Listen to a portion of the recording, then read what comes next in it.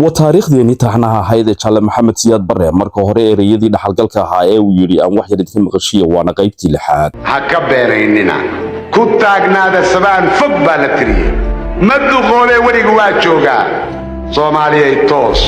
toos isku tiirsada haddaba markii uu xoogaystay dagaalkii jabhadu ay kula jireen dawladii Jaale Maxamed Siyaad Barre jabhadu waxa ay bilaabeen dhacbooba xafiisyada wixii siryaalay oo ay banaanka keeneen iyagoon u turin dadka iyo dalka Allah u naxariistay Jaale Siyaad waxa uu jeediyay khudbadii ugu dambeysay isaga oo kula hadlayay jabhadii dhibaatada ka waday dalka waxaanu yiri sida tan badana wax ma tare waxaan ku soo celinayaa khudbadii ayaan wada aqriyay waan uga jeedo in aynu garanno danteenu waxay tahay inaan garanno waxaynu nahay inaan isku eegno muraayada oo aragnoota kuwa wajigeenu waa kuma maxaan sadoonaynaa danteenu waa ma danta ilmeen waa ma danta dadkeenu waa ma danta sharafkeena adduunku waa ma waxaan halka u leeyahay dhowr arrimood dartood xabada dhacaysa nin laban oo ama ajnabi jooga ama dalkaba jooga inuu dadka masaakiinta ku laaya xabad ma suudiyo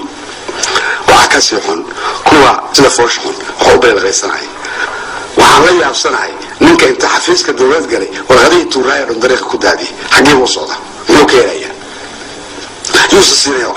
lixiyo labaatankii January 1991 ayaa Jaale Maxamed Siyaad Barre ka degay maamulkii iyo taladii wadanka ee uu ka talinayay wadanka isagoo isaga baxay xilligaasi haddaba magangelyo siyaasadeed u soo jeediyay dawlado ay ka mid ahaayeen Mareykanka, Kuuba, Ruushka, Kenya, Yaban, Sacuudiga iyo Nigeria wuxuuna doortay Nigeria isagoo oo diiday kuwii kale mar wax laga weydiiyay sababta uu doortay Nigeria una diiday kuwii kale ayuu ku jawaabay dalkayga iyaga ayaa burburiyay waxaanan ahay Afrikaan mana doonayo inaan ku dhinto meel aan Afrika ahayn Kenya waxaan ku diiday dhulkayga ayay xalaashanaysaa oo deris ayaan nahay marka Nigeria soohdin nooma dhaxayso ayuu yiri haddaba Jaale Maxamed Siyaad Barre waxa uu ku dhintay magaalada Lagos ee dalka Nigeria 2 January sanadkii 1995 isagoo ahaa 75 jir wuxuuna u geeriyooday cudurka sonkorta sida qaar ka mid ah qaraabadiisa ay laanta afka Soomaaliga u sheegeen maalmo kadib waxaa lagu aasay magaalada Garbaharey ee gobolka Gedo